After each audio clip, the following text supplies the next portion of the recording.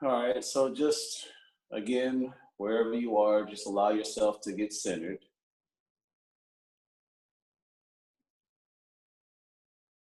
and just feel yourself at peace, moving inwards into the depth and expansion and expansiveness that is you. Allow yourself to move within towards your true self, your God's self, in the silence, where we connect with the divine, which is our divine nature, which is our true nature, where we connect, where we make that connection more clearly, more where it's more defined, where we can feel the peace, the oneness,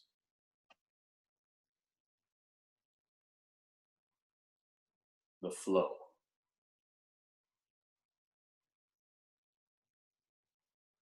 Allow yourself to drift inwards.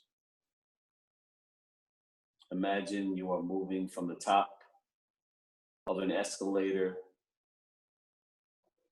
towards the bottom.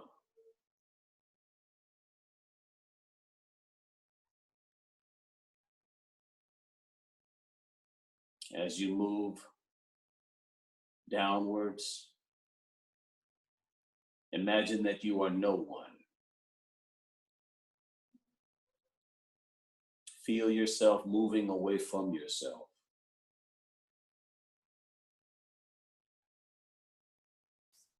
Feel yourself moving away from your personality and towards your true nature. A place where there is no you or me. A place where there is only I.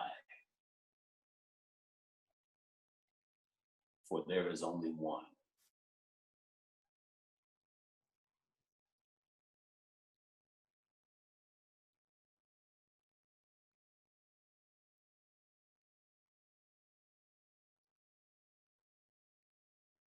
As you continue to move lower down the escalator, feel the presence of Holy Spirit with you, within you.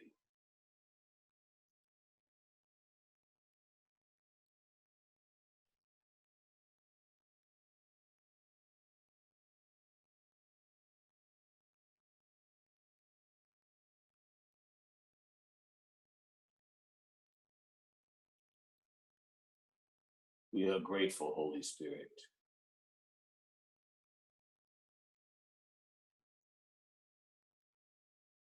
We feel ourselves opening up to be receptive to your teaching and your wisdom.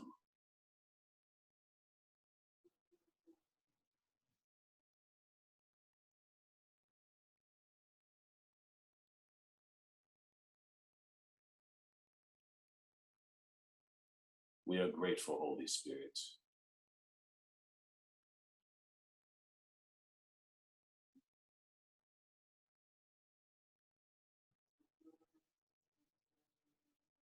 We know nothing. And in that very awareness that we know nothing, we allow ourselves to be empty vessels, to be filled with your teachings, filled with the one who knows everything, every circumstance, every intention, every ripple, every cause, every effect.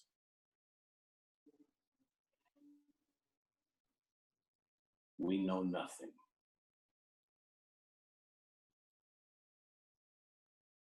Fill us, Holy Spirit,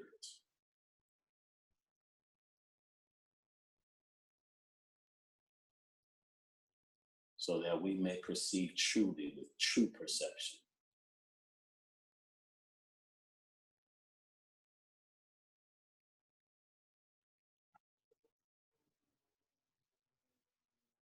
Now allow yourself to ascend the escalator.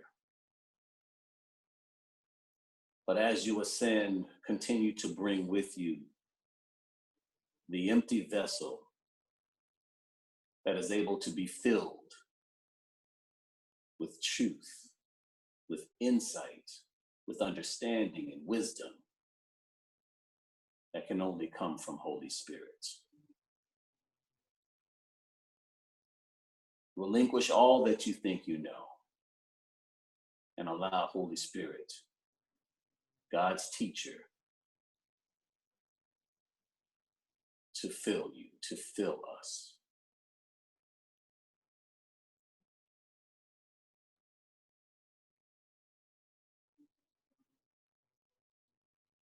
We are now ready to begin, and we are grateful. And we feel that gratitude in the name and after the nature of the indwelling I am Christ. And so as we begin our Course in Miracles meeting, let us begin with our opening prayer. I am here only to be truly helpful. I am here to represent him who sent me. I'm here to represent him who sent me. I do not have to worry about what to say or what to do. I do not have to worry about what to say or what to do. For he who sent me will direct me. For he who sent me will direct me. I am content to be wherever he wishes, knowing he goes there with me. Knowing he goes there with me. I will be healed as I let him teach me to heal. And I let him teach me to heal. And so it is. And so it is. Amen. Amen. All right. Okay. All right. So we are ready. Okay. So we got a new chapter. Well, not new chapter, but a new part. The 2 evaluations.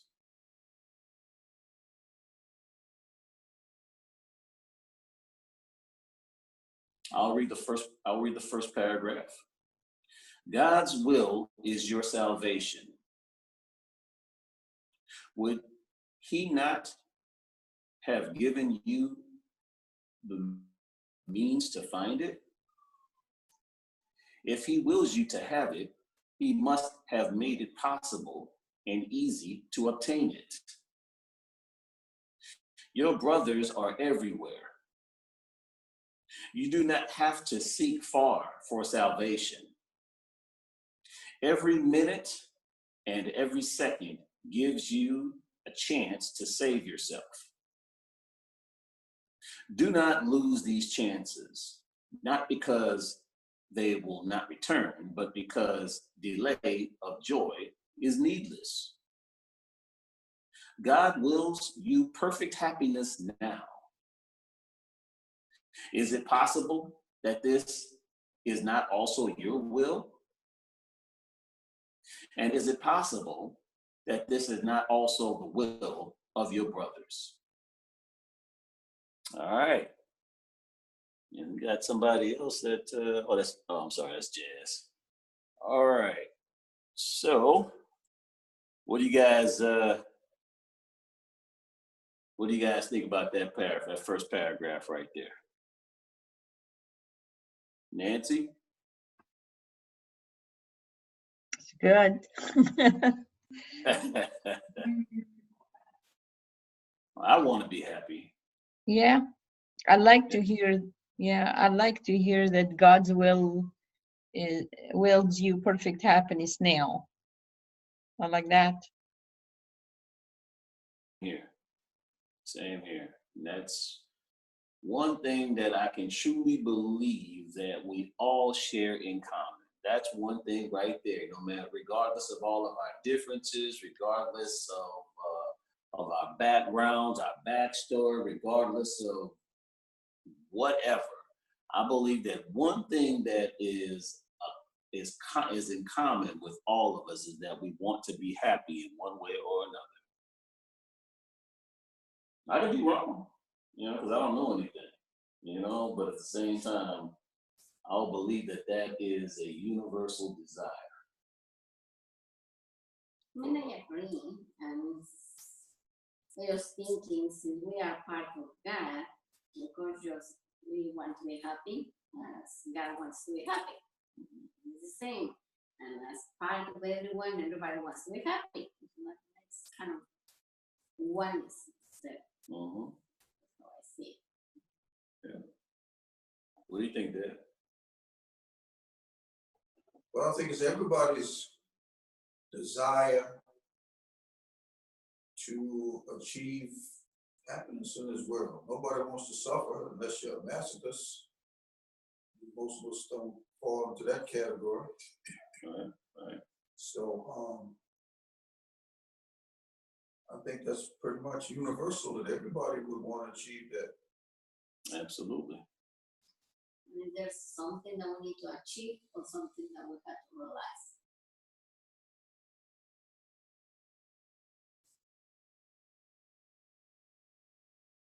I don't think everybody knows exactly how to go about it.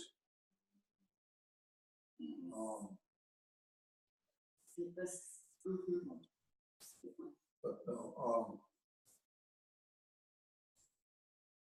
But I think that, yeah, we all want to be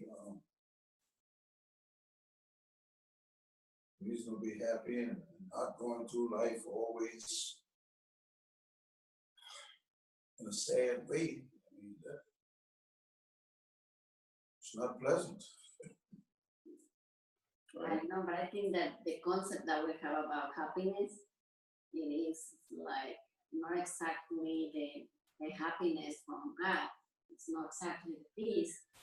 And sometimes we look for happiness outside, and we can look the whole entire life. I think sometimes people think something is going to make them happy, and then when they achieve it, they realize that something is missing. Mm-hmm. Okay? Mm-hmm. I think it'd be terrible if you had all the wealth in the world and no friends. Not one person you could call a genuine friend. And I think no matter what, we can go for life, like you say, all the time looking for something. And when we have it, so now it's another thing. So the true happiness comes within. There is people that doesn't have anything and is happy. I mean, anything true. I mean, in physical world or whatever, it's a thing, it's a state of mind. I saw that when I visited the Dominican Republic.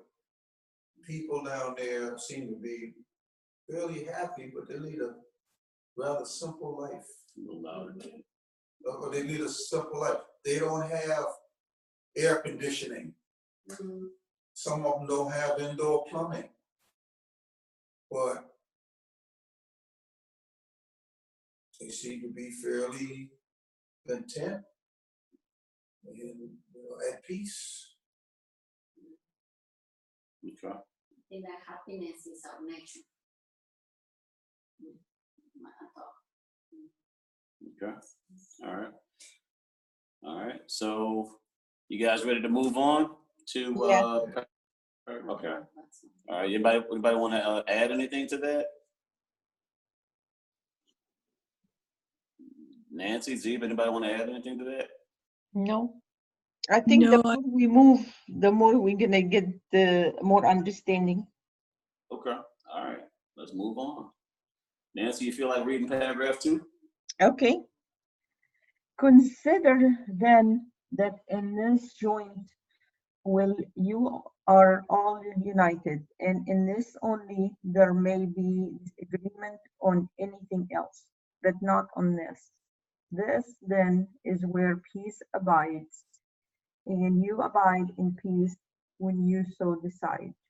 Yet you cannot abide in peace unless you accept the atonement, because the atonement is the way to peace. The reason is very simple and so obvious that it is often overlooked. The ego is afraid of the obvious, since obviousness is the essential characteristic of reality. Yet you cannot overlook it unless you are not looking. So what do you think about that, Nancy? Well, I think I agree that it's really obvious. Like, you know, when somebody's happy, or at least me, if I'm happy, sometimes you're always afraid the ego will come out and say, what if I lose that? Or what if other people not gonna like it? Or maybe if I see somebody else is happy and got something, I won't like it. And that's all the ego. And it's the obvious, I think. The obvious is the part that's not, doesn't want happiness, is the ego. Mhm. And reality, the essential characteristic of reality, I guess reality is life, that the the illusion. And I don't understand the last one. You cannot overlook it unless you are not looking. Maybe it means that it's better to not keep looking for everything, just leave it alone. It's better to just leave things alone. Maybe that's what it means, but I'm not sure. Well, you know, we were also like talking anytime we were, and I'm just going to expound on what we were talking about in the last paragraph. Anytime that we're looking, it indicates a perception of lack, where we perceive that it's not where we already are. Anytime we're actually looking, because if I already have something, then I'm not going to really look for it. But if I'm looking for it, then I'm perceiving that I don't have it. Right. So anytime it's like anytime you start going down that road where you're looking for something, no matter what it is, doesn't matter what it is, but you're looking for something that you don't perceive you already have, you know, that right there kind of it it's difficult. And I'll just put it this way, it's difficult to experience that happiness when you already have judged yourself as not having it. Or it's difficult to experience anything that you're looking for and then experience a sense of happiness when you've already judged yourself as far as not having it. So what usually happens when you look outside of yourself, and I'm really just speaking from experience, my own personal experience. I'm not trying to speak for anyone else. But when I was looking for things outside of myself and I was able to get it, it only made me happy for a little while. It only made me happy for a little while. I had to quickly go and fill it up with the same of something of some more of that or something like that because you know I wasn't satisfied with something inside of myself because I had to continue this eternal search or this eternal external search of just this ongoing searching, searching, searching. So it would make me happy as I got it, but then it didn't last. It was very fleeting. It doesn't mean that when we come across something or we're blessed with something that we don't experience, a gratitude for it. But the true happiness, the true peace has to be a foundation. So that has to come from within. You need that true happiness and peace as a foundation within. And then if you experience getting, receiving something or something like that, and you have the gratitude or something like that, that's wonderful. I mean, you have the gratitude, but at the same time, you're already happy. You're already not perceiving yourself that you're in lack of something. That's just kind of how I see it. And I like the fact that to add to what you say about you accept the atonement. I think that's what you're saying, the atonement. If I feel that oneness, that's happiness. Yes. And more than okay, I got that, now I have to keep working hard to get it again, type of things. I was happy last week because I had that, or last year because I had that. Now I have to keep it up or search or pressure or something to get it back. But I think we have to have that atonement. If we have the atonement, we can look, but it won't be as devastating. It won't be as hard because Yeah, we just feel that oneness. We feel that happiness. I agree. I agree.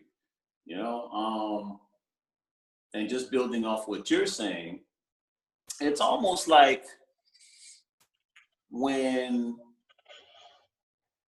if I don't feel, at one with my brother, or sister, my brother or sister can tell me about some wonderful news to them. And then I find myself thinking about me, and it's like, well, what about me? And I find it difficult to be happy for them because I'm not feeling at one with them, which is basically the same thing as their woman. So I'm not really happy for them. I want to be happy for them, but I find it difficult because I don't feel connected with them. And I'm like, well, what about me? And so, yes, you're absolutely correct. So yes, that's part of the happiness, because when you are feeling like, at one with your brother, which is basically just a play on the word of the atonement, then you can be happy for your brother because it's just as if it's happening to you, and you're just as excited because it's happening for your brother, and it's almost like you're experiencing it vicariously through their eyes. You're experiencing that is so exciting, that's so wonderful, and you're truly happy for them, and you're experiencing it as if it's actually happening to the personality that is you. Does that make sense? Because Yeah, you feel connected with them. right. Yeah, which is like the at one. But if you don't feel that connection, if you don't feel that one, and they're separate from you, then it's very difficult to be happy for them, because now you're thinking about yourself, and that's another thing as far as the ego, So that's just my take on it. Does anyone have anything to add to that, Ziba? I can say that it looks to me like, he's talking about how when we're with our ego, coming from our ego, we really think that, not think, but we don't really see, we don't perceive, we don't have the right vision. We cannot see reality. Because we cannot see reality, then we overlook reality, simply because we're not looking. When we're not looking, we overlook it. And that's because the ego is afraid of obvious, which is the characteristic of reality. Reality is obvious, and the ego is afraid of it. So therefore, what happens is the ego wants us not to see, don't look. So we're not looking at reality. That's how we overlook it. Absolutely. Just wanted to add that. Absolutely. And I'll just give you a story. I remember when I was working in corporate America, and I was in the corporate leadership training program, and one of my colleagues, co-workers who were also in that corporate, and let's say they received a promotion or something like that, and I didn't get the promotion, they got the promotion. I was not happy for them at all. I'm gonna be honest with you. That was all completely ego-based. I was not happy for them. I mean, I might have smiled, hey, congratulations and stuff like that, but it was all a facade. I wasn't happy for them. I really wasn't, because I wanted the promotion.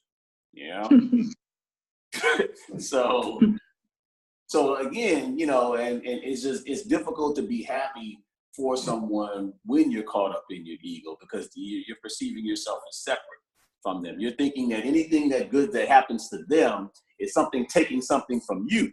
You know, that's taking something from me. That was my opportunity, you know? So I can clearly identify with, you know, from back when you know, remember when I was in that type of consciousness. Definitely. I can definitely remember. So Let me ask you a question though. When that happened, did you stop and think, well, what is this guy that got promotion doing that maybe you were not doing? Did you ever think about that? well, see, when you're actually caught up in ego, you know, again, you don't necessarily think rationally. Now, if you're a third person, that's not in there, you know, honestly, I don't even think I even applied for the position. But at the same time, the mere fact that they got it, okay, the mere fact that they got it, there was still somewhat of a charge because I had applied for a different position and that was still in the air or something like that, just whatever, you know. The bottom line is they would get the promotion, they would get the raise, and I wasn't getting it, you know. So I'm just using this as a teaching, a teaching thing. It's just a teaching thing. It's often very difficult to be objective about yourself, though. Well, yes, it's very difficult to be objective about anything that you're caught up in. So, for example, if you're caught up in turmoil and stuff like that, it's very difficult because you have all these emotions to be objective about what's going on. Okay, because you have all these emotions which are part of what's preventing you from seeing clearly. So it's just anytime. Yeah, but what is happening there is what Steven was saying, you know, it's a perception of lack. You know, back at me, because you got it, so then I'm lucky. You know, it is just kind of the first reaction besides that you deserve it, don't deserve it, whatever on the world of form. It is because somebody is having a new car or somebody is having a new house or whatever it is. And when you feel discharged, it's because maybe you didn't even want it, right? But that made you think that you're in lack, you're in a disadvantage with that person. Where you're thinking, what about me? Yeah, you know? So you perceive lack. You're not perceiving yourself full with whatever you have. You know, so you're seeing like you lack the other things that the other people is acquiring or having. And then we don't even have to talk. We don't have to talk about acquiring something. For example, let's say we're in a meeting, and and the boss says, "Okay, I'd like these people to leave, and these other people I need to talk to you all. We need to talk about something, whatever. But you're one of the people that the boss asked to leave. Well, why do they get to stay? You see what I mean? So I'm just saying it's a state of mind that it doesn't matter what the scenario. It's just a state of mind that you're in because you're perceiving a lack. You know, But you know, can I say? Yeah, go ahead. I'm listening. Okay, this is Nancy. Okay, well, I wanted to kind of really blame it, of course, on the world that we live in that's teaching us every day through movies and televisions and teachers and everything that if we don't get all the stuff, basically like we're going to crumble and die. We are going to die, but it's kind of like worse than death. If you don't have all the stuff, you're going to be abandoned, disrespected, left out, Failing. on and on, failed, forgot, on and on, you know. And I think this is why we're reading all these things. This is not just common knowledge. The whole advertisement, every advertisement you hear about is about you getting more and make you feel awkward and less than, that you need to achieve something, get more something. And you know, then you see it happening you see it happening to kids in junior high school and on. Yeah. I'm so glad that you brought that up. Mm-hmm.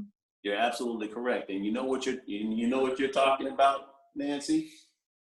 You're talking about the teachings of the super ego, the collective ego, you know, Right. the collective ego, which of course, in Miracles is talking about that too. It's talking about our individual egos, but it also talks a lot about the collective ego. Even though it doesn't refer specifically to collective ego, there's certain things that it'll talk about, and it's referring to collective ego. So you're dead on. You're right on the money. And yes, that is what the collective ego teaches us, that, you know, you need to acquire these things to be more.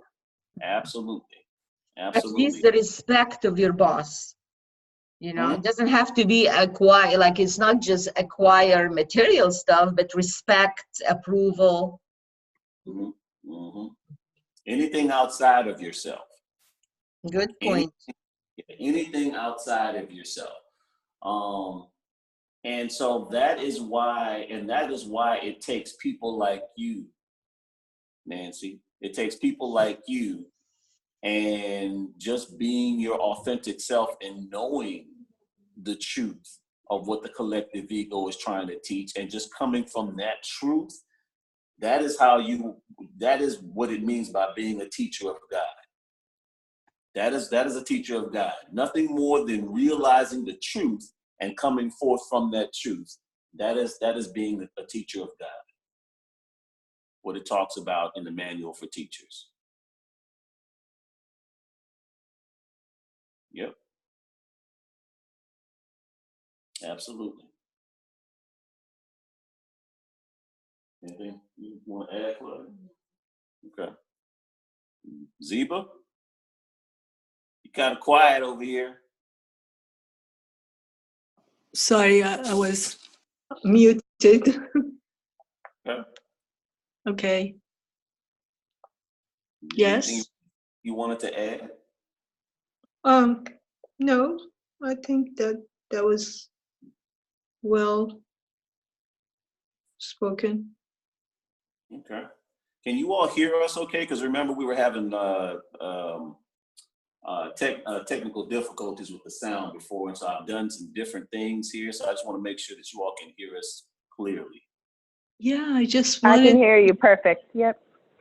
Yeah, I'm amazed that we're not having any of that anymore.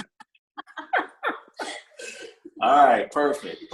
I'm so happy because we definitely experienced our share of technical difficulties. So, all right, perfect. So we'll just move on. Zeba, do you feel like reading paragraph 3? Sure. Okay. It is perfectly obvious that if the Holy Spirit looks with love on all he perceives, he looks with love on you. His evaluation of you is based on his knowledge of what you are, and so he evaluates you truly. And this evaluation must be in your mind because he is. The ego is also in your mind because you have accepted it there. Its evaluation of you, however, is the exact opposite of the Holy Spirit's, because the ego does not love you. It is unaware of what you are and wholly mistrustful of everything it perceives because its perceptions are so shifting. The ego is therefore capable of suspiciousness at best and viciousness at worst. That is its range. It cannot exceed it because of its uncertainty, and it can never go beyond it because it can never be certain. Okay. So see, Nancy, that's exactly what I was talking about when I'm talking about the collective ego, the super ego. When I'm talking about like race consciousness, which we all are in race consciousness, and to a certain extent. So the collective ego that's how the collective ego is. It's going to be suspicious at best and vicious at worst. So yeah. So we all have that ego, kind of in us as well. but then there is a larger cooperative, which which is like all of our egos are invested in. There's a whole collective ego. And if you really want to experience it, start doing things like going against the grain. Okay, I wrote a research paper about this. Get on an elevator and face backwards and see the suspicious looks that you're going to get from people on the elevator. They're going to start looking at you kind of strange, or start singing in the elevator or something like that, or sit on the floor or something like that, and watch and see how people are going to treat you. Watch and see how they're going to look at you and try to get away from you. Okay, so there is a certain set of beliefs, that we have, as that we kind of go by, this set of norms, rules and norms and things like that, of how people have to act and be and stuff like that. And so if you're not compliant with these rules and norms, then you get alienated. So people, in order to be compliant, people, in order to be accepted in the systems, accepted in society, they enslave themselves by complying with these rules and norms. Maybe somebody wants to go sing in the elevator, but they don't do it because they feel the pressure, which is coming from the collective ego, that if I do that, people are going to look at me strange and stuff like that. So Jesus used to rail against this back in 2,000 years ago. It wasn't about elevators in his day. In his day, it was about the purity system. So it was about, for example, if you were a tax collector, you were the lowest of the low. You were the lowest of the low. And so he would go and invite him, he would go and eat dinner at the tax collector's house. He would rail against that collective consciousness. He would. People that the purity system said they are unsavory sorts, like Samaritans and Gentiles and things like that. He made friends with them. He would spend time with them. People that were prostitutes and things like that all of society looked at. Jesus would be breaking bread with them. He railed against that system. He wasn't influenced by that ego that tries to force you into compliance, where you're going to push your brother away, because they're doing something that's against the norm. It's okay to do things against the norm, because why? Because we're not normal. Nobody's meant to be like somebody else. We're all meant to be unique. But we live in a system that tries to teach us not to be unique. It tries to teach us that being unique is somehow bad or wrong.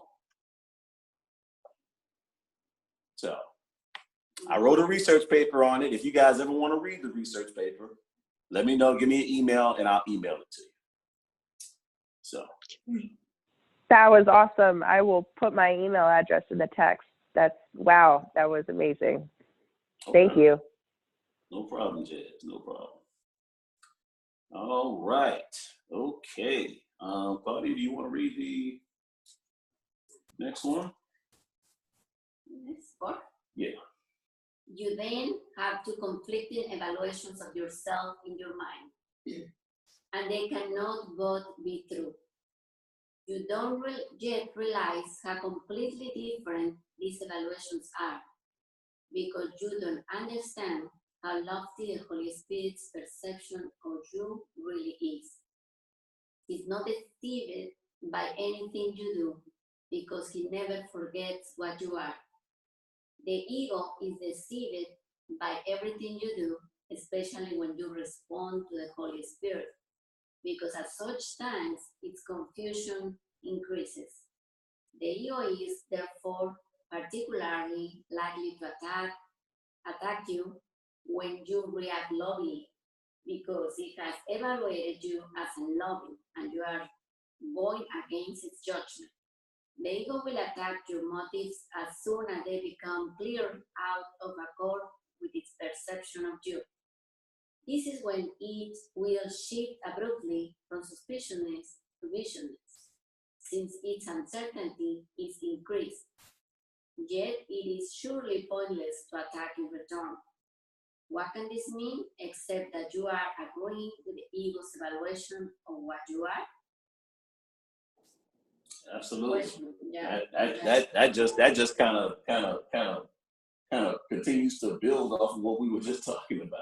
Yeah, and that happened just when I was in my class. You know, some people is saying that it's, you know, like taking this class, doing the best they can, like meditating, and then it appears this character reminding the ego, right? Like the one that is challenging you to, no, you cannot be in that peace, you cannot be that loving, no, he's gonna take advantage of you, whatever, and so on. Yeah. Absolutely.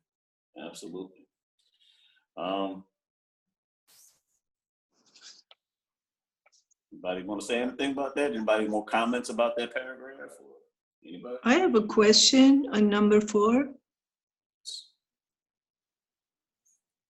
Okay. The ego is deceived by everything you do. I don't understand, why is the ego deceived by everything I do unless I always follow the Holy Spirit? If I'm not following the Holy Spirit, I'm following the ego, and so the ego should just be happy with me and not confused or deceived. Well, again, we're talking about the super ego again. We're talking about the collective ego that keeps society in prison. We're talking about the individual ego as well, but it seems like he's like right now these texts are referring more to the collective super ego right now. So Okay. a super ego, I think that is true, because it says the ego is deceived by everything you do, especially when you respond to the Holy Spirit. Because the ego thinks that he or it already knows you, know that you are known in the Holy Spirit path, that you are like ruled by the ego. You know, for sometimes when you start like waking up or like being more loving or following the Holy Spirit, of course he doesn't like that, you know, and he's, you know, confused. What's going on with this person? I think it's something like that. Okay.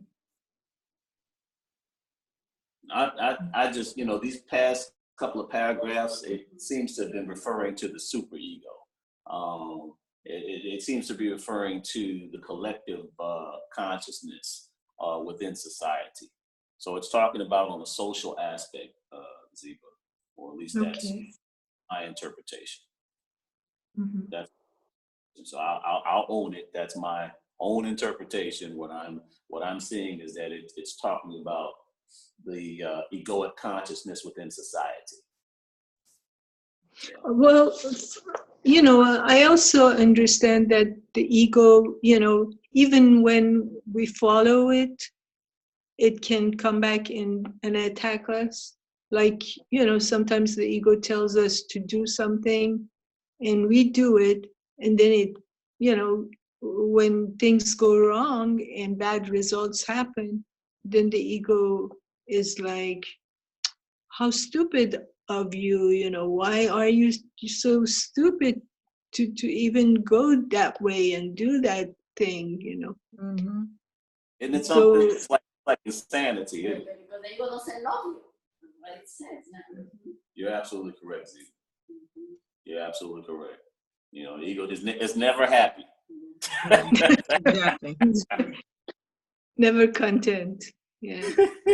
It's never content. Even when you follow its advice, it's still not happy. You know? Exactly. Yeah. I mean, I think this is a good example of the feeling guilt. Then, just like what Ziba said, this whole thing about guilt is that we're always feeling that we didn't do it right and that we're attacking ourselves. And that can go for years and years about something in the past that we cannot change. And we were okay with it when we were doing it. We were doing the best we can. And when we went through it, that's what the best decision we made. But later on, for years, the ego attack us and say, "What, you should have not done it this way." Mhm. Absolutely. Absolutely.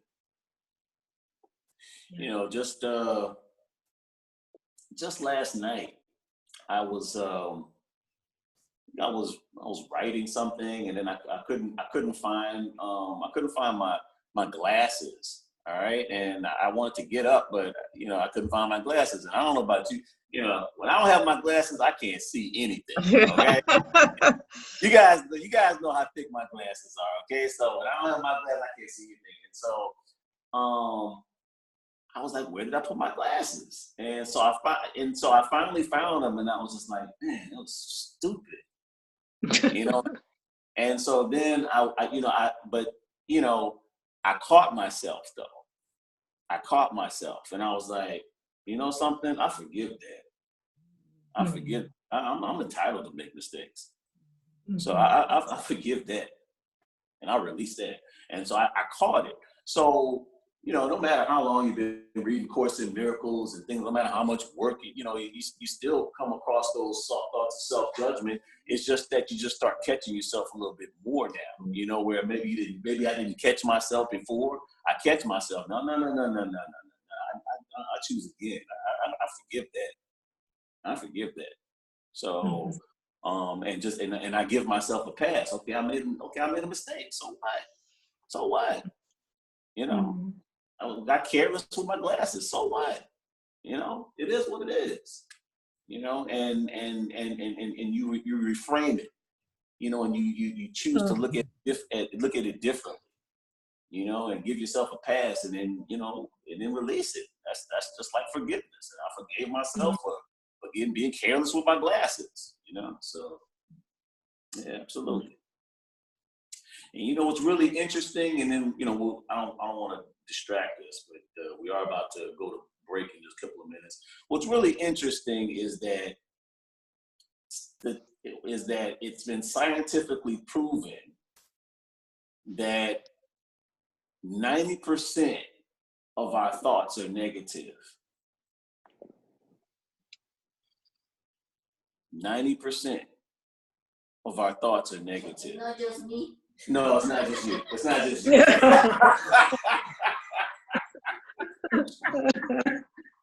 So, so we got a lot of opportunities here, you guys. We got a lot of opportunities.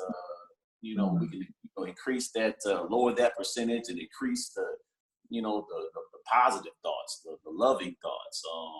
90% of our thoughts are negative. 5% don't go either way, and then 5% are positive. So if we can just work on that 5% and make that 5% even 10%, that's huge. There are people that are in different sciences like NLP and REBT, Right. which state that if we could just raise the percentage to even 10% positive, and then 5% neutral, and then just 85% negative, you would see a huge boost in your productivity in life. So just some food for thought. So, all right. And this book is amazing about changing our thinking to positive thinking. Absolutely. It's very positive. It is. Because it over and over and over, Nancy, it says the same thing, but it does it from different spins and different ways and stuff like that. But it's just like over and over and over. It just continues to aid us in the reprogramming of our minds, like a training. So yeah, I agree.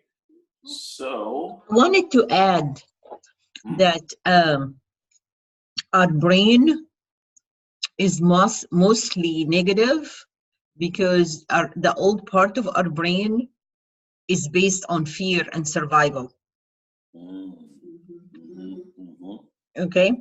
But we have also a part of our brain what makes us human.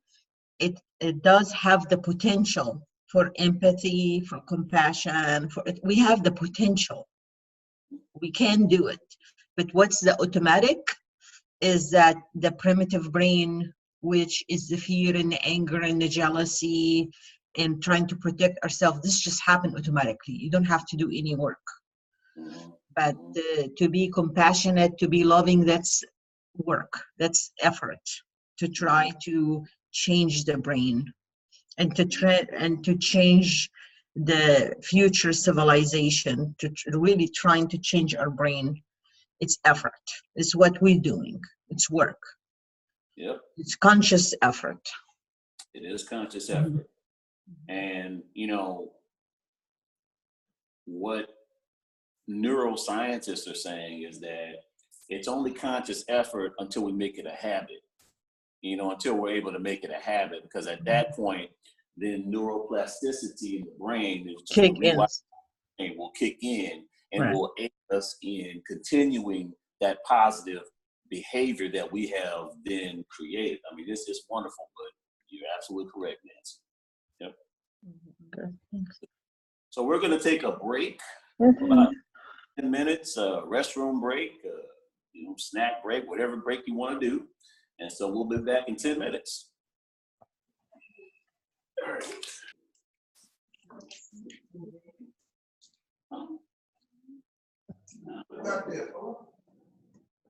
Smell some good food. Smell some good food, Larry.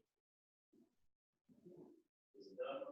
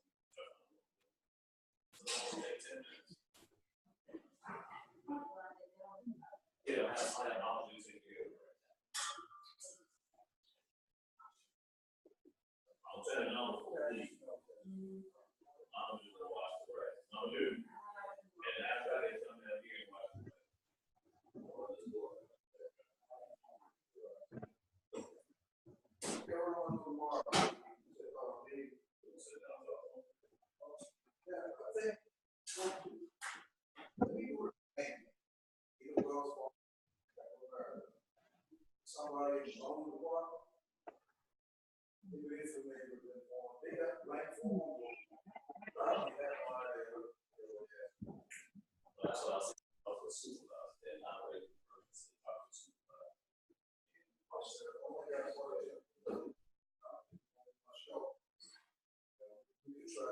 I mean, every time you guys tell us to do something, you actually say stuff. I'm just curious. Is this you know, I'm always saying, just a handsome home or something like that.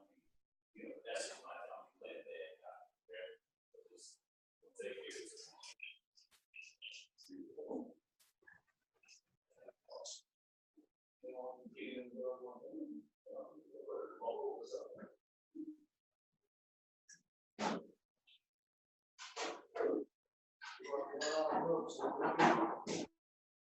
We did all these things.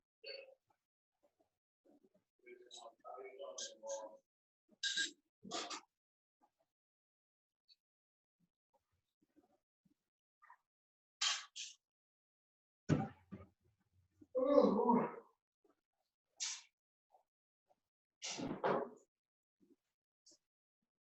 Boy, where you going this weekend? You know, vacation or something? No, I'm going to a farm. Farm?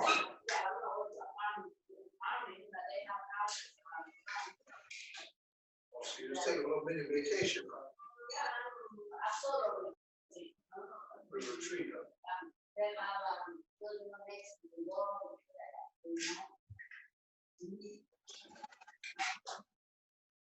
Have you ever done this before?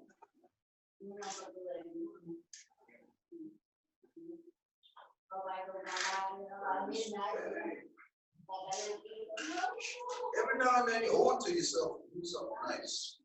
You work hard, you know, and you're a full-time parent, so you got to do 2 jobs. You got dealing with your girls and then dealing with the business. But yeah, so you know.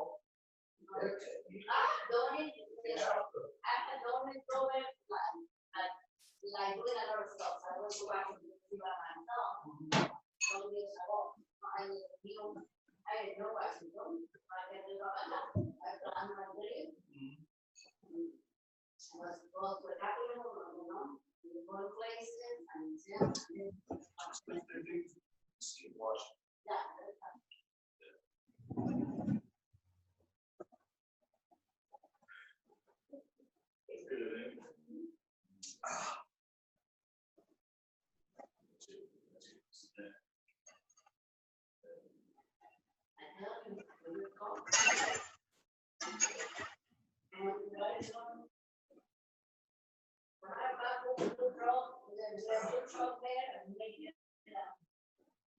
What happened to all the chairs were in here? If you fold the chairs back, did we ever find the 4th chair?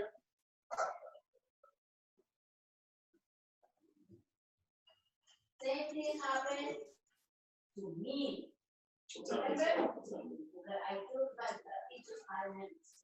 I took 4 chairs to John's house 3 years ago. And he came back with those 3 of them. When he never went back, we covered my chair. So what you're trying to say is, Now we just have 2 chairs. so what you're trying to say is it's karma? I think Karma. Oh, my chairs are in the storage. yeah.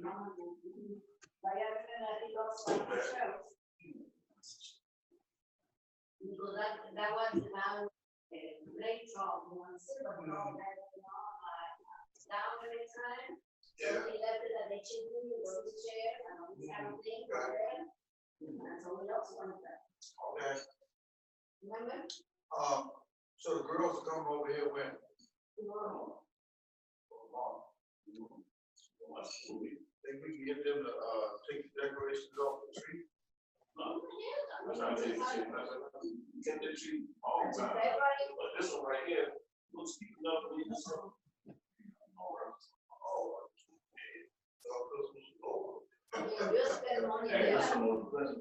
Well, you're right. It's the most expensive tree around. You're right, that's the most expensive tree we've ever had. For the rest of the month. I know. So no, Dad, we're not going to take a tree down for another week. For the rest of the month. Yes, I'm getting my money's worth. Maybe you can drive with the girls this weekend. Amen. Have them to drive. I gotta get up early Saturday morning to take somebody up to the state penitentiary. To take the girls at 9. Oh, okay. And John. Let's see.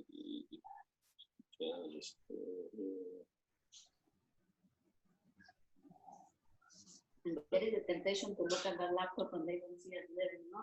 Yeah, but I just looked there so I can know who's there. Yeah, we're talking to them like they're seeing you. I'm talking right there, something right there. Yeah, but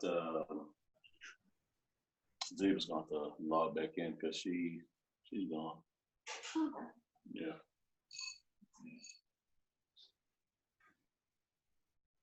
All right, then we're about to start. Okay, I'm back.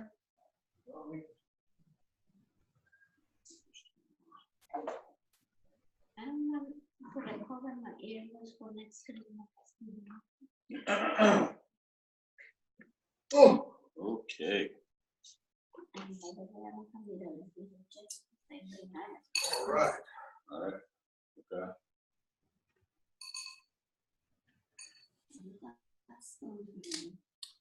All right, Dad. Let's see. Is it paragraph 6 or 5? Paragraph 5.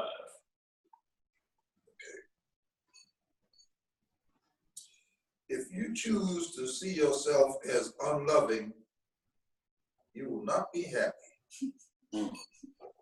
You are condemning yourself and must therefore regard yourself as inadequate. Would you look to the ego to help you escape from a sense of inadequacy it has produced and must maintain for its existence? Can you escape from its evaluation of you by using its methods for keeping this picture intact? Oh, interesting. Okay.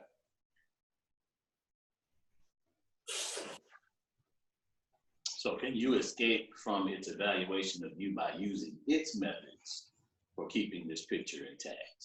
And so that answer is a resounding no. Oh, Exactly.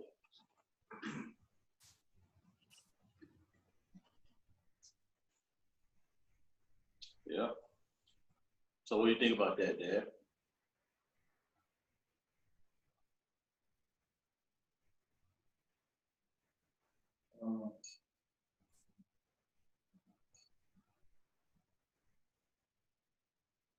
well, I don't think that this way. I mean, it's like, I certainly don't perceive myself as inadequate. And so,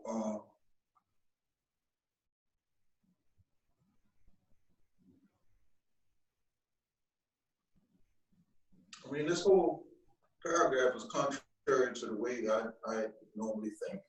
Okay. All right. Okay. Now, I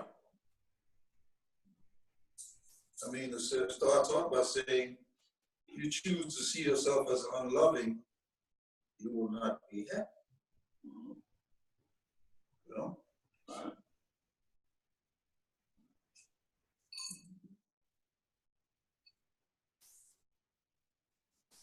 I don't perceive myself as being the most loving person, but I certainly don't look at myself as being unloving. Okay. Okay? Okay. So,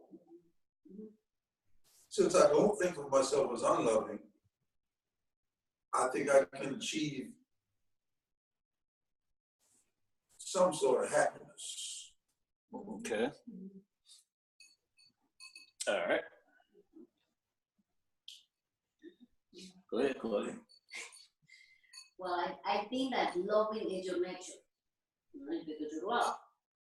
So there are some ways of thinking, or there are some conditioning that make you think that you're not loving, or make you kind of, protect yourself somehow. And I think that when he said that you're not happy, it's because you're not expanding the love and feeling, more into that loving energy. That's how I got from that, not exactly that it's a conditioning that you're not loving or you're showing love, you're unhappy, but actually you are just limiting yourself that when you are inadequate, because somehow you're limiting yourself to expand more love and to be in that kind of full of love. So when you think that you cannot do it, somehow. You know, for a long time, though, I can actually say that I was not happy. I think about the last 5 years of my marriage, I can't say that I was happy because things were not going right, and I got to the point where I didn't even want to fix it. Okay. You know. And maybe you were more happy with the surrender. Maybe I was what? Maybe you were happier that way if you were surrendered. Well, yeah, it's like, well, I got to the point where, especially when my ex converted to Muslim religion, I said, hey, I'm not going to convert.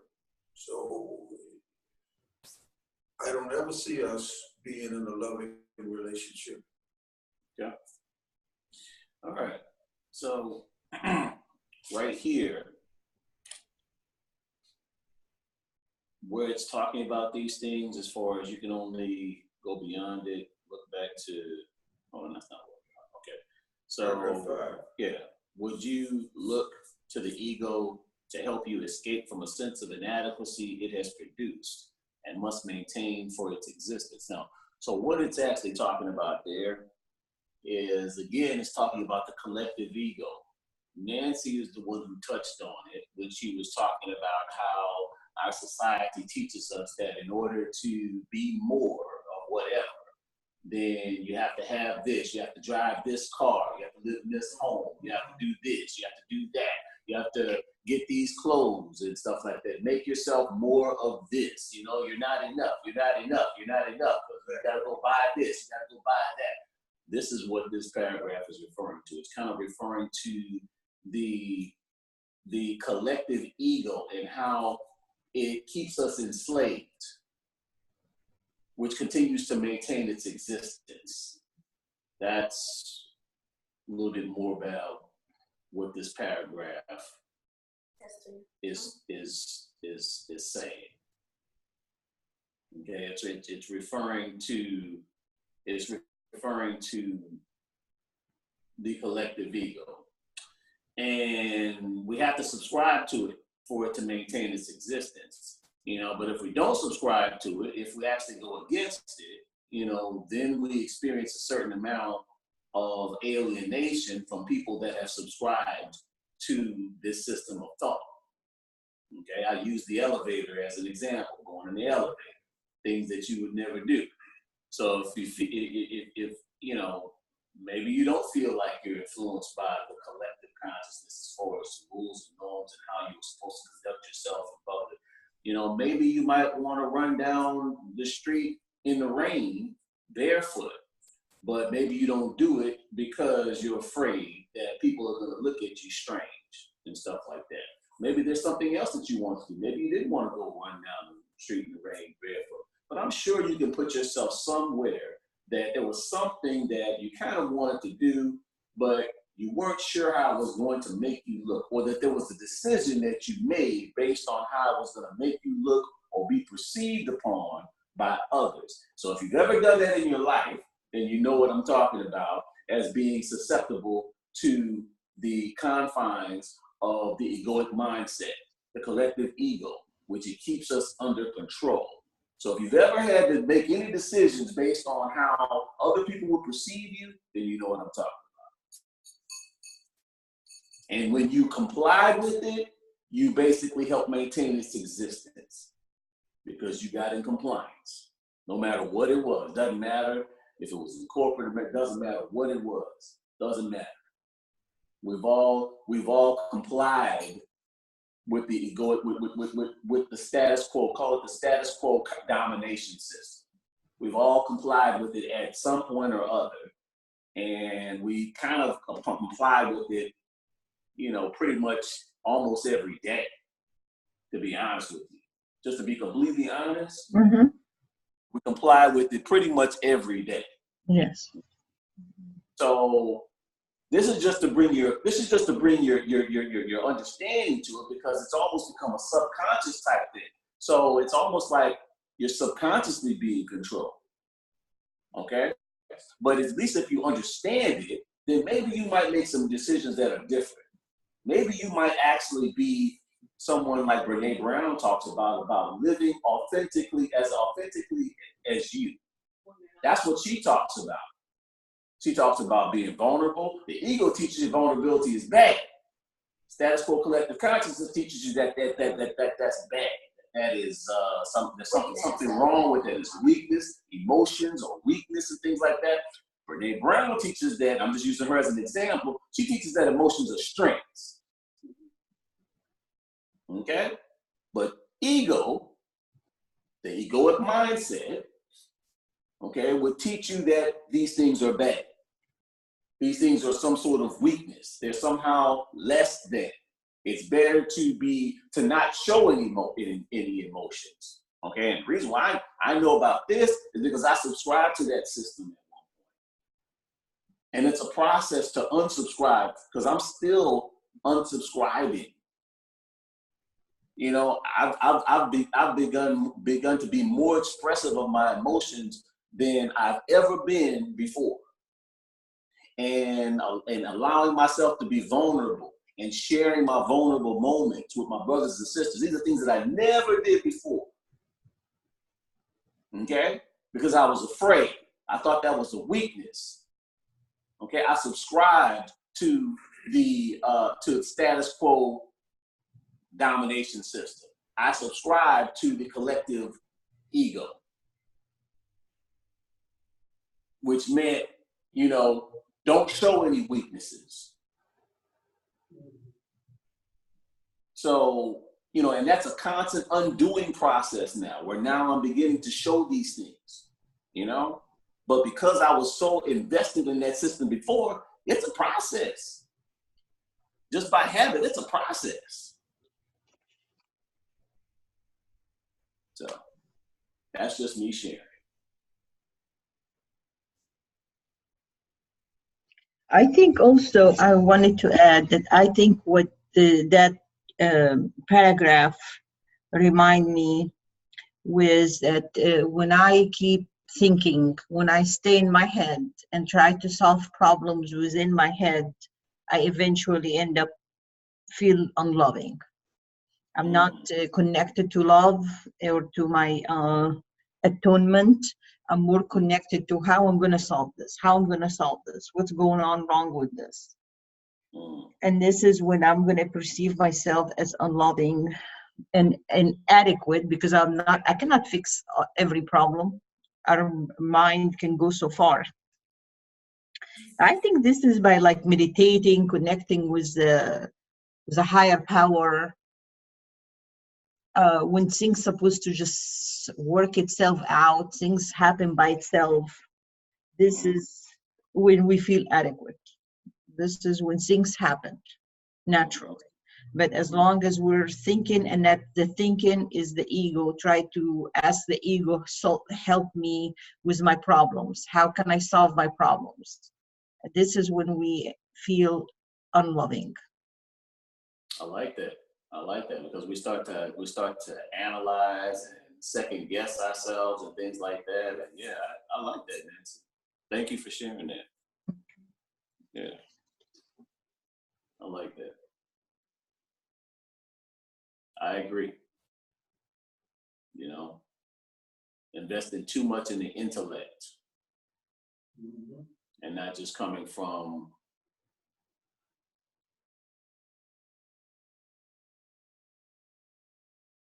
your true self, not coming from your authentic self, you know? And if you look at yourself as unloving, you know, then just, you can release it. You know, Right. you just let it go, you know, and just stop that cycle of thought. Because once you create a thought, it's like you continue to, like, more thoughts continue. It's like you don't just have one thought. You have a thought that continues to create itself. And so you just continue to have these same thoughts, you know, but it's almost like just a change. Like, you know something, maybe I am unloved, but you know something, I'm giving myself a pass. I'm gonna give myself a pass.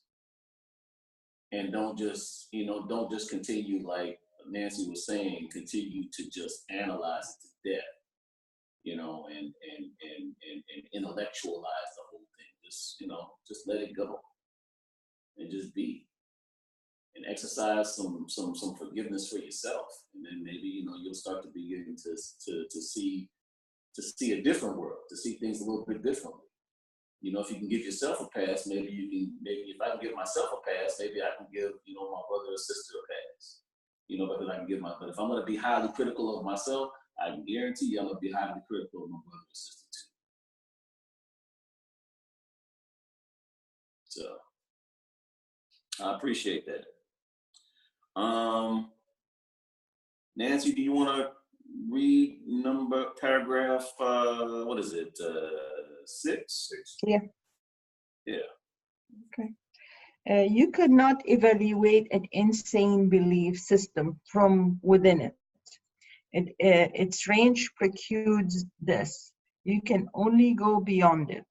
Look back from a point where sanity exists and see the contrast. Only by this contrast can insanity be judged as insane.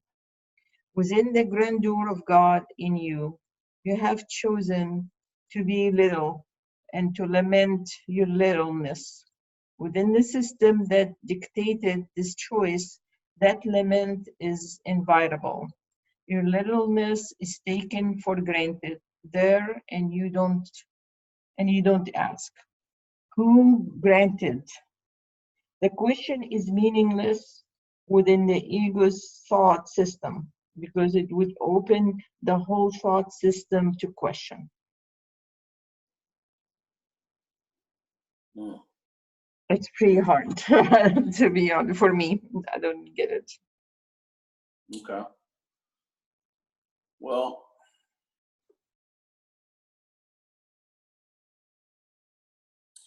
you know, it's difficult. This is what it says to me. It's difficult to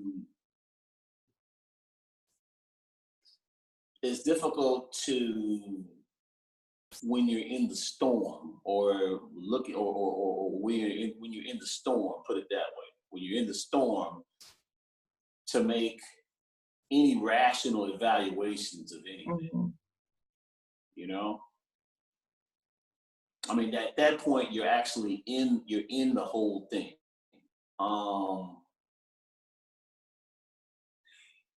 If you are going to be in a belief system of hierarchies where people are now not on an equal playing field or equal level playing field where everyone is the same. And what I mean by the same is that we are all equally unique or special. We're all equally loved by God. We are all equally, and so if you don't come from that type of playing field, that and from a playing field that you don't need to understand your brother or sister's journey, then yeah, I don't see how you can actually see clearly at all. It's impossible to evaluate someone else's journey from your own journey, from the eyes of your own journey, from the vantage point. Possible, because their journey was not meant to make sense to you. If that was the case, it would be your journey. Their journey would be your journey. No, their journey is their journey. And just like their journey may not make sense to you, your journey is not going to make sense to them either. Your journey is meant to make sense to you.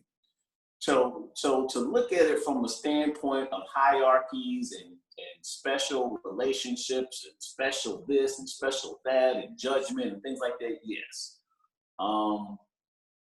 You can't evaluate an insane belief system from within it. Okay?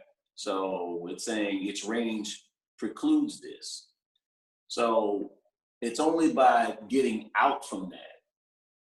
And one of the ways that I get from outside of that whole situation is by just basically saying I don't know anything. I shared this in Course in Miracles on Sunday.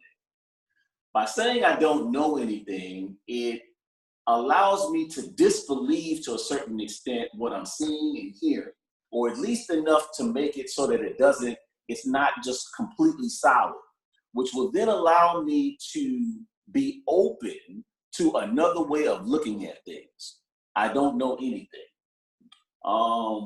Phil was saying, I don't know the meaning of anything. Lesson number 1, Course in Miracles. And the reason why these things are here is because we really don't know the meaning. We really don't know anything. We don't know what's happening. We only think. We only know what our eyes are telling us, and our eyes are only perceiving a bias that we have in us. Our eyes are only going to show us more of a bias that we hold within ourselves. Okay, and our ears are only going to hear more of a bias that we hold within ourselves. So that's what it means by, in A Course in Miracles, by we really don't really see our brothers and sisters at all. We only see what we believe to be about our brothers and sisters. We really don't see them. We only see our projection, or I'm not going to say projection because some people think differently when they say project. We only see our idea of our brothers and sisters, but we really don't see our brothers and sisters. We really don't meet our brothers and sisters, you know, because we have our own agendas, we have our own beliefs and stuff like that. So our eyes and our ears continue, our brain is designed to show us more of what we believe in. And this is, neuroscientists have already proven this. Our brain is designed to continue to bring in or register more of what we already, of what it is, we have already determined is true. So with a situation like that, you're only going to see bias. You're only going to see, you know, what it is that you believe.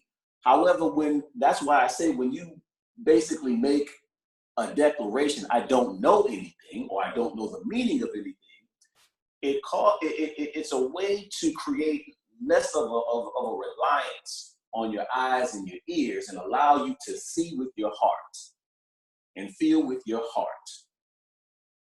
And with your heart, and I'm just referring to, and I'm not talking about the thing that pumps blood, but I'm referring to seeing in a way that's outside of what your eyes and ears are telling you. That will allow or open you up to the Holy Spirit. When you have all, when you basically say, I don't know anything, that it allows you to open up to, because the Holy Spirit can't teach you anything if you think you know everything. Go ahead, Claudia. That's basically what the workbook says on the first exercises. You know, the thing doesn't have any meaning after all. What we see in everything is our experience of the past, or what we believe that we see. But everything basically is neutral. So we have given the meaning that we want to the things. And as you say, we continue seeing that if we don't stop, if we don't make a training to see different. So when you see that you don't know anything, yeah, you open to that space to interpret the perception that you have about those things before, and see the things in another way. From another perspective, from love instead of the fear. It's everything that you're seeing right now, you know, and I mean, everything is really neutral, you know. So we didn't know that a cup was meant to be, you know, to put up, to put the coffee or tea in, you know. So when we were little, we didn't know. So we are basically, you know, saying that this is a bottle because I already know that this is a bottle, you know, like, but based on something that I learned in the past, from my parents, from whatever, and it happened the same with everything. So it is to give the space, basically, to see the things in a different way. Absolutely.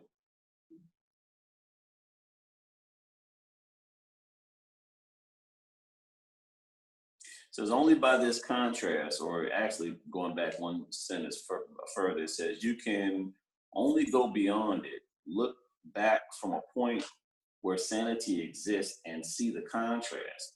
Only by this contrast can insanity be judged as insane.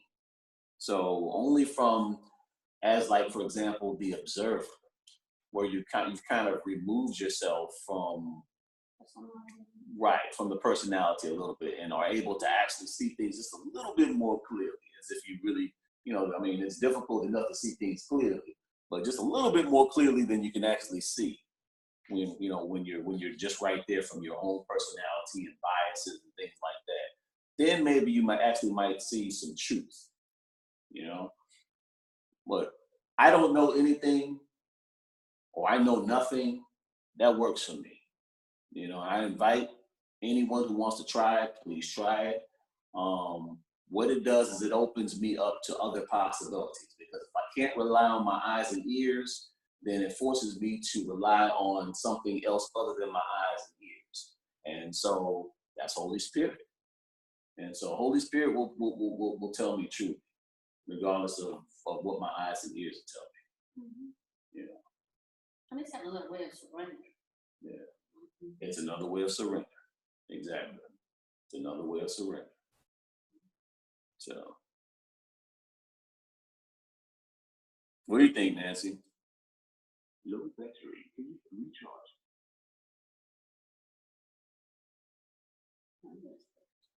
I see.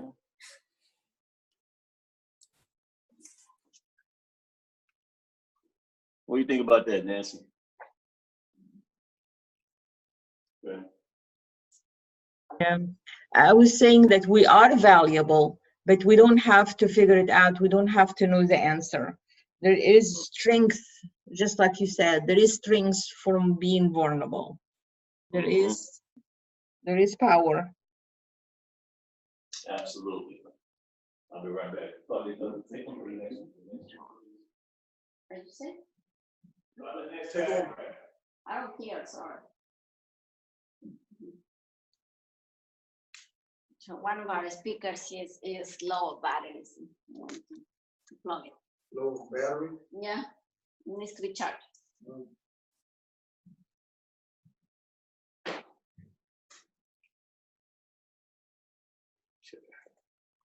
Sorry, guys. I was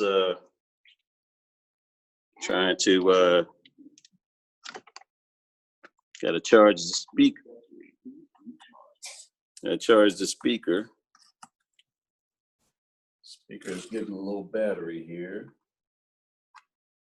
All right, there we go. Now we're good. Okay. All right. Okay. So we are on paragraph 7. Who'd like to read paragraph 7? Zeba? Zeba's not there anymore? It's your turn. It's my turn? Okay. All right, here we go. I have said that the ego does not know what a real question is.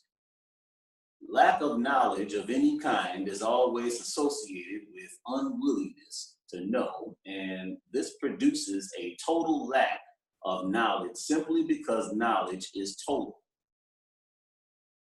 Not to question your littleness, therefore, is to deny all knowledge and keep the ego's whole thought system intact.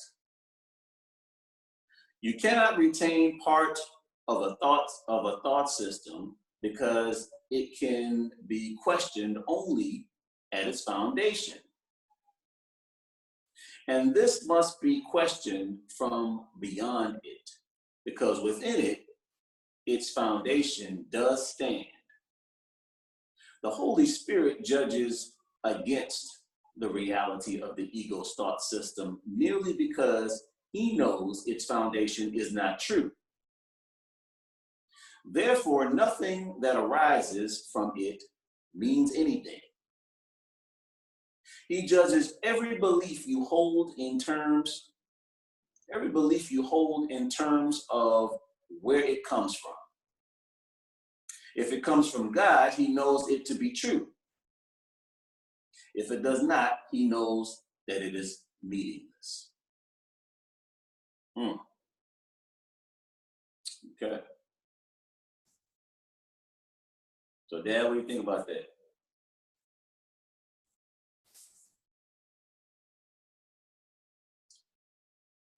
Let's see now.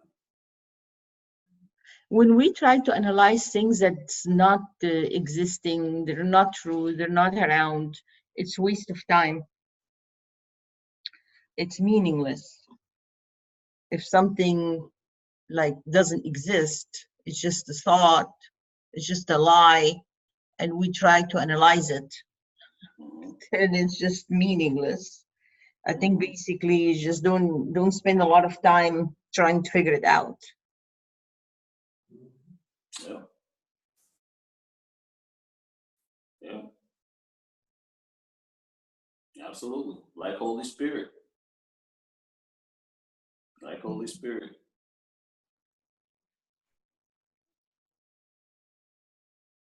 Bottom line is, if it comes from God, he knows it to be true. Mm-hmm. Anything else, don't even waste your time on. Don't even waste your time. Okay. You know. Thank you, Nancy.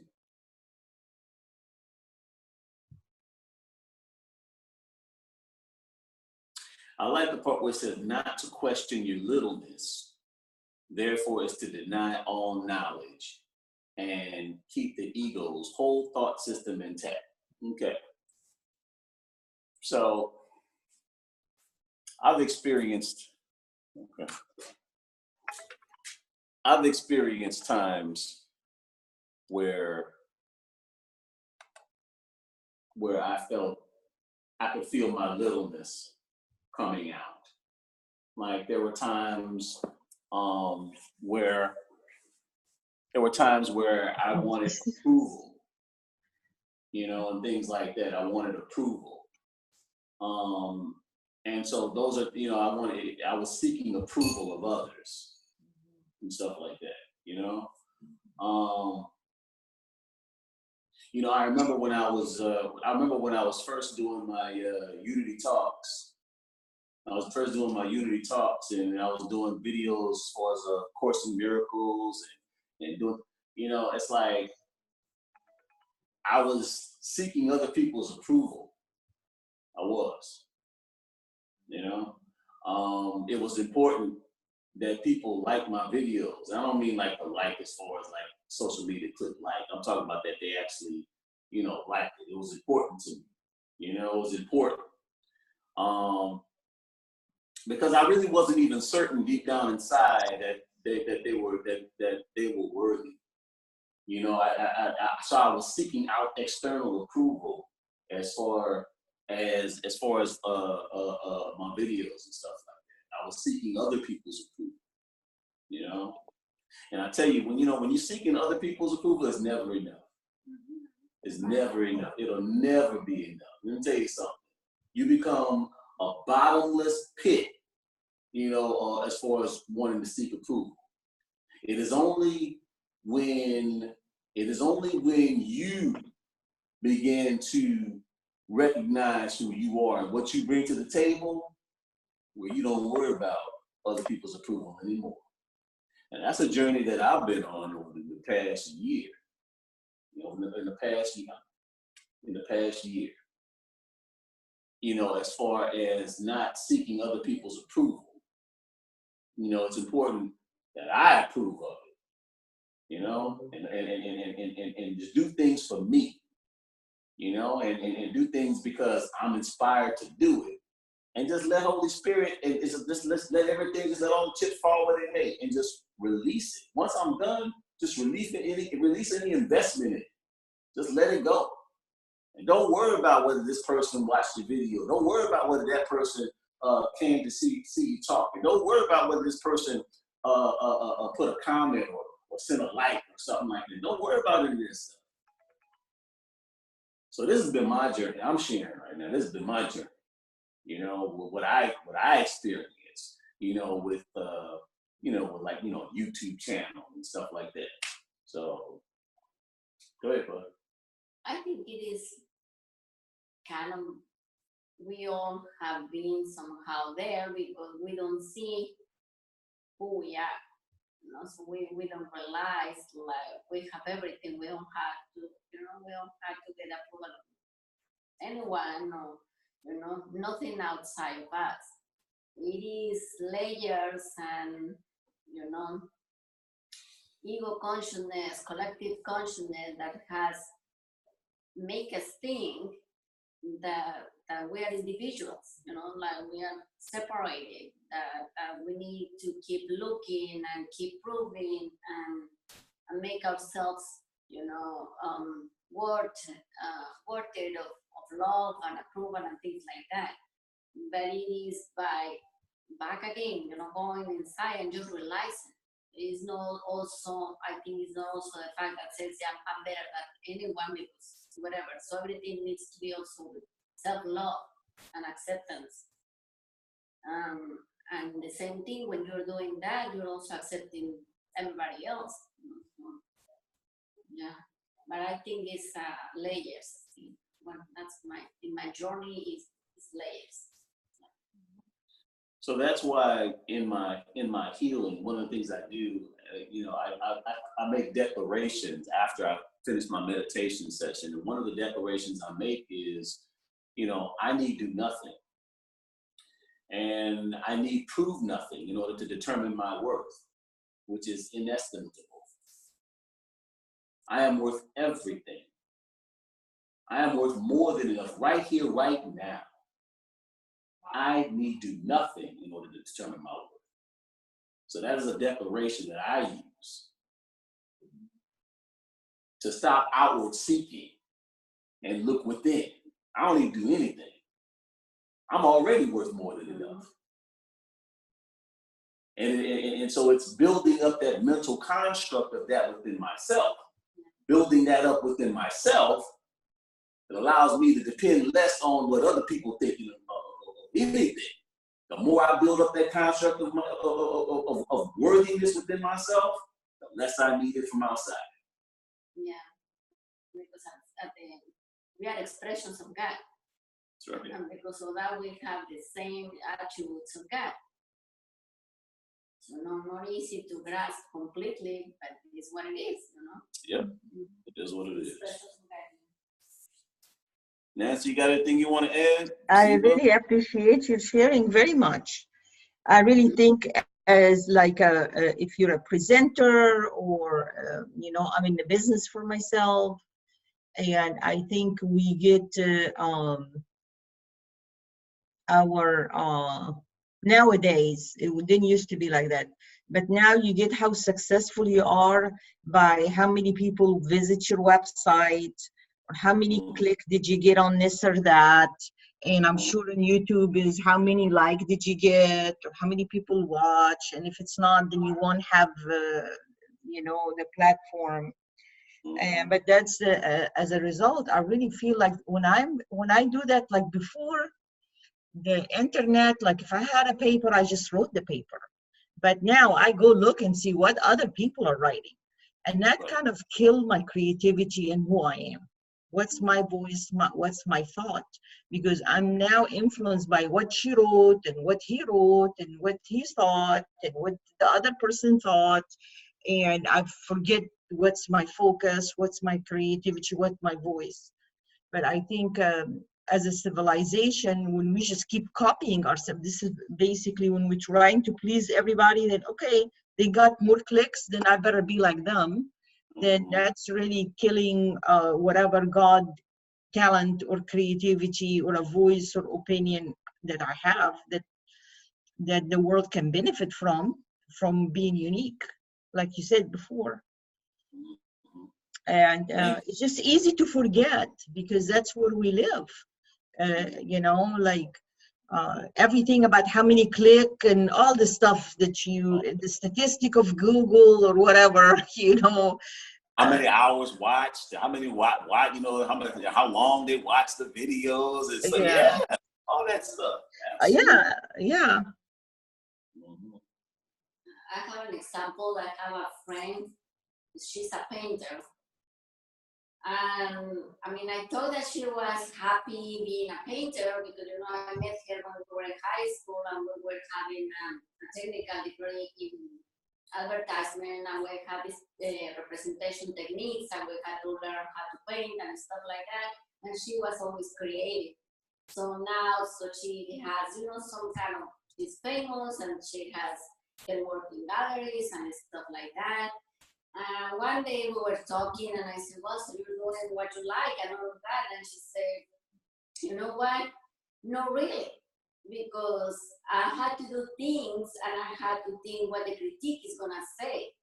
So because the value of my job is based on what they say in the reviews, in the newspaper, and the magazines. So somehow I had to adequate to what they want. Not exactly what I want to express. So yeah, that's true. Again, the conditioning of the society is not like sometimes it cuts our creativity and our ideas and the joy of doing things, because we are not doing anymore that because of joy, but because of approval or competition or something. Absolutely. Absolutely. All right. So, Zeba, you feel like reading the last paragraph? Which is number Number 8. Number 8. number 8. Okay, sure. Mhm.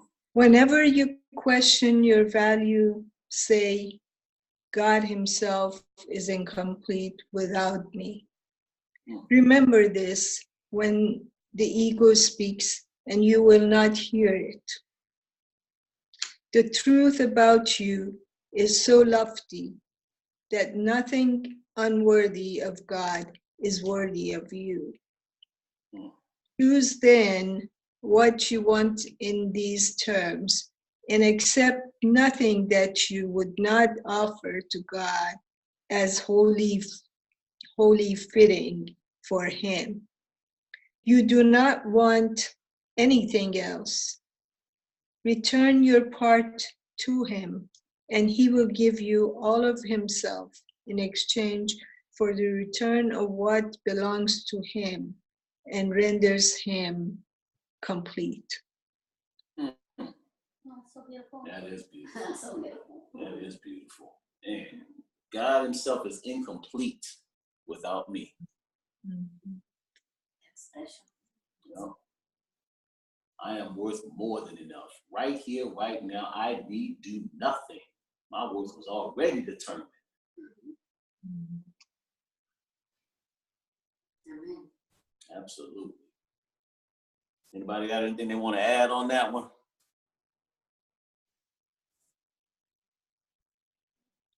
It's just so good. So, yeah, go ahead.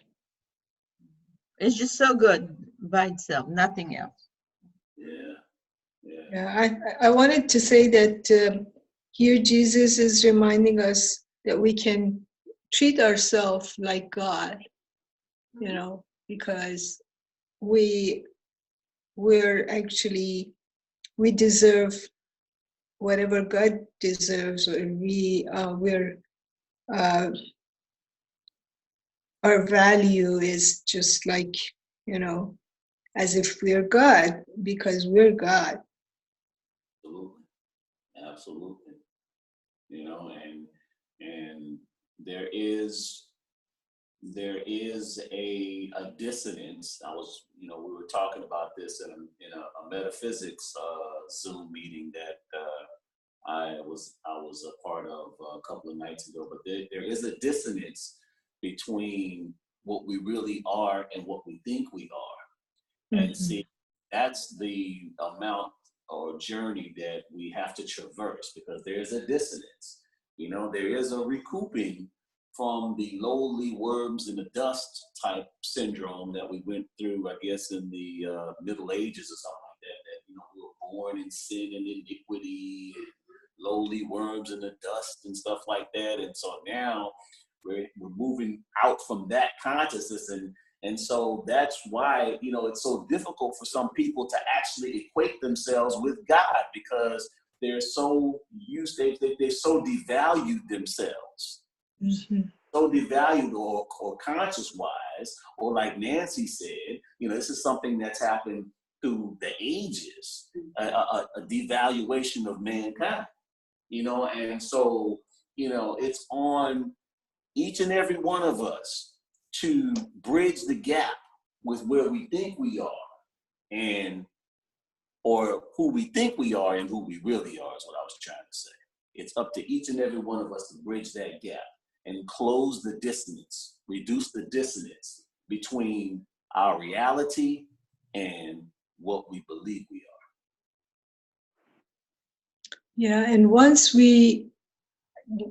number 7 also, I like it when it says, return your part to Him and He will give you all of Himself in exchange for the return of what belongs to Him and renders Him complete. So all we need to do is return who we or what we really are to God, and God is willing to give everything of himself to us in exchange for that.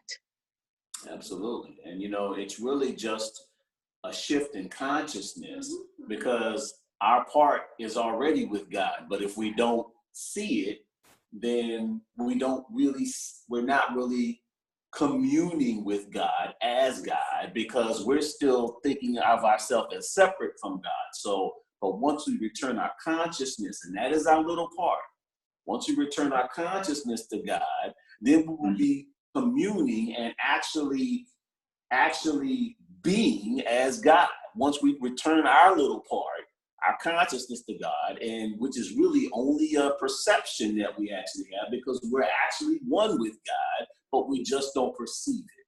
So that's absolutely. Yeah. I was just adding to that. And I like that explanation. But not really that God is gonna give us anything. We're already, we are already blessed. Mm-hmm. So God is not a dispenser that is gonna give us this, conditioning back again. If we return, He's gonna give us. No, actually, we're gonna kind of realize that we were there, that we are part of it.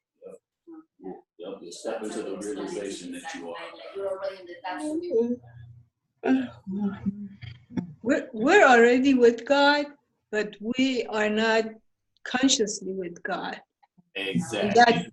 And that's why it's important for God that we return to Him consciously. Exactly. Although we are already there, Yeah. unconsciously. Exactly. Well, this was a wonderful evening, a truly enlightening evening. I'm so grateful.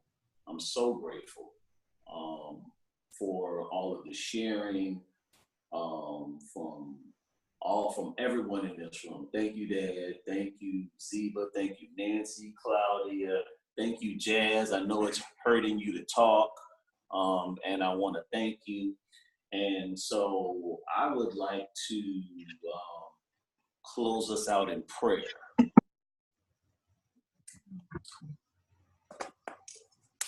And so,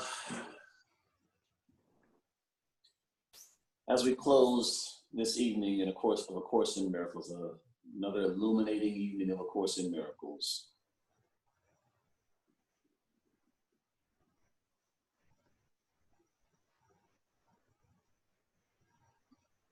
as we return to our lives, let us reflect on those things that were discussed.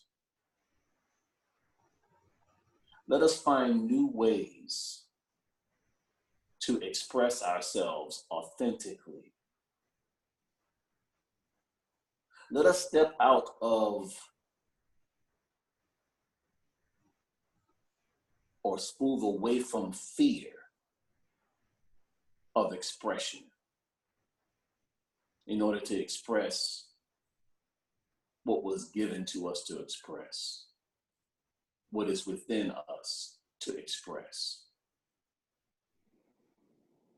In spite of status quo consciousness, in spite of rules and as far as norms and how one should be, let us move forward authentically as we were created to be.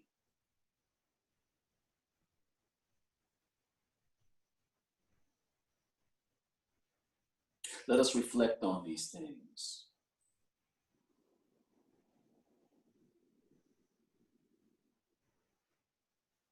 In the name and after the nature of the indwelling I am Christ, and in the name and after the nature of our elder brother, way shower and master teacher, Jesus the Christ. And so it is. Amen. So, I want to thank you all so much. This was so much. And I will possibly in the morning, I will upload the video. I may be able to do it tonight, but I will upload the video. It will be available sometime no later than the morning. So you all have a wonderful evening. Zeba, Nancy, I love you guys. Jazz, I love you. Thank you so much. Thank you. All right. Thank Y'all take you. care. Everyone. All right. Bye-bye. Bye-bye. Take care, everyone. Bye-bye, Ziba. Bye-bye, Nancy. Good to see you. Bye. See you Sunday. All right. See you guys Sunday. See you.